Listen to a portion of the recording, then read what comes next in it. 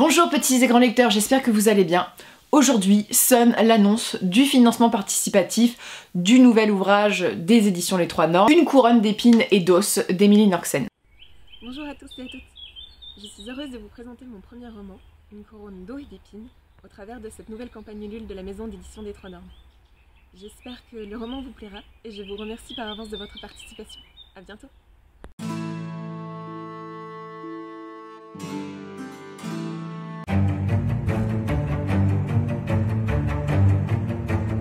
Tellement hâte de vous présenter ce nouveau projet sur lequel je travaille avec notamment l'auteur depuis des mois et il sort très prochainement. Pour pouvoir financer la sortie de l'ouvrage, une campagne Ulule est donc disponible, je vous mets le lien en barre d'infos.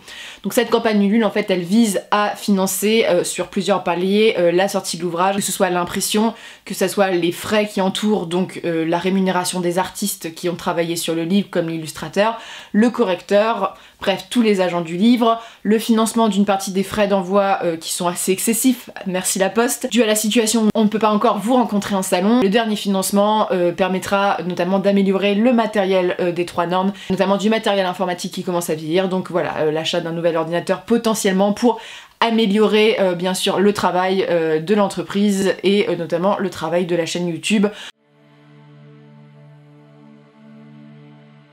Livre qui va sortir, je suis tellement mais vraiment heureuse de vous le présenter parce que ça fait des mois que je dis très peu de choses dessus et il y avait pas mal de gens qui étaient intéressés parce que c'est le premier ouvrage qu'on sort avec un nouvel auteur, donc voilà, un auteur extérieur à la maison d'édition et c'était vraiment un challenge et j'avais tellement hâte de vous le présenter. Donc Une couronne d'os et d'épines d'Émilie Norxen. C'est un livre qui se situe dans un univers de fantasy pur, c'est-à-dire que là on est entre le roman initiatique, donc la fantasy initiatique, la fantasy complotiste et enfin il y a un petit peu de fantasy romantique au sens fantasy engagée féministe. Voilà, il y a quand même un point de vue féminin important dans le texte sur l'égalité homme-femme, donc voilà, c'est une des thématiques qui va revenir. C'est un livre que j'avais tellement hâte parce que quand je l'ai lu, déjà dans son premier jet, l'histoire, c'est la seule histoire qui m'a accrochée en fait, où je me suis dit, il y a un truc avec ce livre qui pourrait être super à raconter, les personnages sont hyper cool. C'est un récit de fantasy adulte qui se veut accessible, ouvert à tous. C'est un livre qui va jouer notamment sur les clichés concernant la magie par exemple, je vous laisse découvrir ça. C'est un livre qui est assez original sur ces points-là et je suis très contente de vous le présenter, dont la sortie est pour l'instant programmée entre le milieu et fin juillet 2021 suite au Covid et aux annulations de salon. On est un peu obligé de bouger les lignes, donc de toute façon vous serez au courant sur les réseaux sociaux. Actuellement le livre est en cours de correction encore et la couverture est en train d'être finalisée, donc ça avance bien, j'espère qu'il sortira dans les temps, mais je préfère prendre mon temps pour sortir le livre de la meilleure qualité qui soit pour moi mais aussi pour l'auteur, parce que mon but c'est aussi d'avoir une bonne relation, du moins d'avoir une relation solide et de confiance avec mes auteurs et j'espère que j'ai réussi et j'espère que ça a été le cas, mais pour ma part ça a été une super expérience. Vous vous demandez sûrement de quoi ça parle. Je vais déjà vous parler avec mes propres mots de l'histoire et ensuite je vous transmettrai la 4e de couverture pour que vous fassiez un autre avis. Mais donc c'est l'histoire de Nayla. Au début du récit on la suit, elle a 11 ans. Nayla vit tout au nord du royaume des os. Elle vit un peu tranquille avec ses moutons dans son patelin. Elle a vraiment une vie de campagnarde paisible auprès de sa mère, jusqu'au jour où à 11 ans toutes les petites filles de son village et du royaume subissent une épreuve, c'est-à-dire que on va savoir si elles sont capables d'enfanter ou non. Et Nayla va donc porter le sang sombre qui va l'amener à ne pas suivre une vie comme les autres petites filles et à devoir aller à la capitale des os de Dimer pour pouvoir se former auprès de l'Ordre des Corbeaux. L'Ordre des Corbeaux, c'est une communauté de femmes qui travaillent pour le pouvoir en place, pour le roi Ivnar le Juste, et elles sont ses yeux et ses oreilles, elles ont un espèce de rôle de diplomate, elles sont envoyées à l'étranger. Et donc Nayla va faire ses armes auprès de Freyr Anne, qui va donc lui enseigner l'art de devenir corbeau.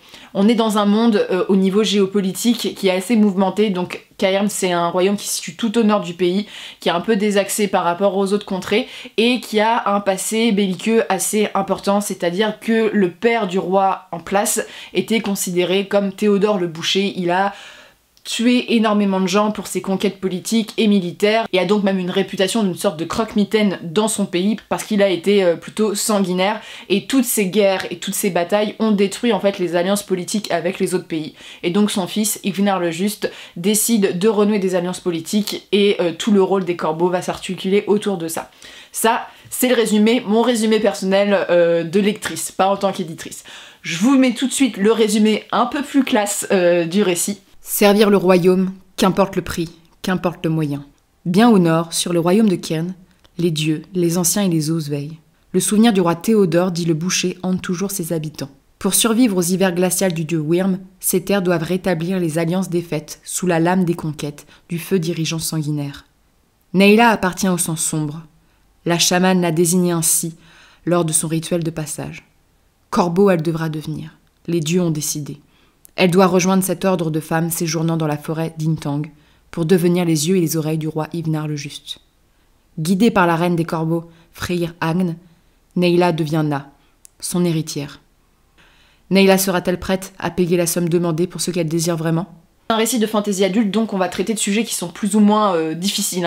Il y aura des trigger warnings au début du roman, mais on parle de sujets pas toujours cool, mais c'est le but aussi de ce récit. C'est un récit à la première personne, donc on suit Neyla au jeu pendant toute son évolution, avec notamment toutes ses relations avec plein de personnages différents, et il y a des personnages qui sont hyper attachants. C'est une des raisons pour lesquelles j'ai choisi le roman, parce que il y avait un truc avec les personnages, avec leurs relations et son évolution dans le monde autour qui pour moi, les personnages étaient vraiment une force. On est dans un récit où on voyage beaucoup, avec des représentations de peuples différents. C'est un récit qui se veut féministe au sens égalité des sexes et aussi inclusif. C'est un récit qui mêle complot, jeu de cours, avec de l'action, des combats. L'auteur s'est beaucoup inspiré de l'Assassin Royal et de Kuchel, c'est un peu ses deux grosses inspirations.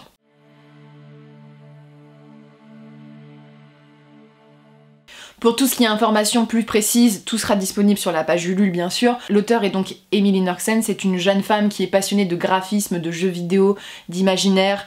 Bref, elle a vraiment voulu retransmettre son univers dans ce récit, et pour ma part j'ai été conquise par son univers, par sa mythologie et par sa façon de traiter les personnages et les thématiques. D'habitude, on a souhaité passer par des illustrateurs ou des illustratrices françaises. On a pris Acunet, donc Anaïs Flony, sur les réseaux sociaux, dont on adore le travail, et que voilà, on vous met la petite recommandation si vous voulez la suivre.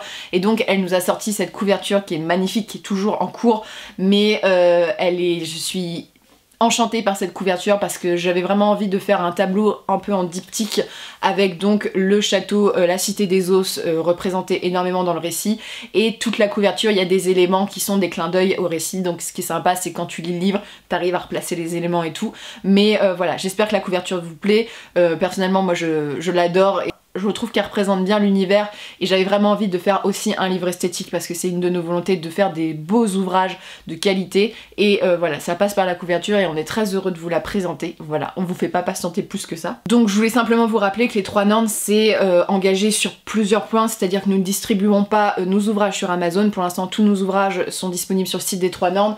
Vous pouvez voir 2 de nos ouvrages qui sont sortis ici. Si vous êtes intéressé, n'hésitez pas à voir nos ouvrages sur le site. Nous travaillons exclusivement avec des auteurs français, et notamment notre but c'est de faire du livre français, 100% français, c'est-à-dire que c'est imprimé en France, les auteurs sont français, les illustrateurs sont français, les correcteurs sont français. C'est vraiment une volonté pour nous de mettre en avant le savoir-faire français du livre, qui est un savoir-faire qui remonte depuis des siècles. L'objectif, je dirais presque principal, c'est bien sûr de proposer des ouvrages inédits. Nous souhaitons faire émerger des jeunes auteurs, présenter des ouvrages originaux qui sortent un peu des clous, en notamment question de représentation, ou qui sont un petit peu engagés. Bref, c'est notre ligne éditoriale. Si vous souhaitez participer au projet, ça nous toucherait énormément, et je vous remercie déjà d'avance pour tout votre soutien, pour les gens qui ont déjà participé aux campagnes Ulule. Cette campagne Ulule, elle va s'articuler bien sûr avec chaque palier. Il y aura donc des contributions qui sont de plusieurs natures, que ça soit le livre, que ça soit des objets qui seront exclusifs et qui resteront exclusifs à la campagne, par exemple un livret exclusif de contes qui ne seront disponibles que pendant la campagne, des marque-pages, des magnets, voilà, ce genre de petites choses. Donc c'est une campagne de financement dont le but en fait c'est d'aider et d'appuyer la maison d'édition, et je vous remercie beaucoup de nous appuyer, surtout dans cette période qui est très difficile. Les 3 Nornes se sont lancés pendant le Covid, juste après le premier confinement. C'est pas une période qui est très simple, notamment pour les éditeurs, et notamment surtout pour les éditeurs indépendants. Donc je tenais vraiment à vous remercier. Sans vous, la maison d'édition n'existerait pas, et je vous remercie de pouvoir réaliser mon rêve. Sur ce, n'hésitez pas à me dire ce que vous en pensez, si ça vous fait envie. N'hésitez pas à poser des questions si vous en avez, et on se retrouve bientôt pour une nouvelle vidéo et de nouvelles lectures.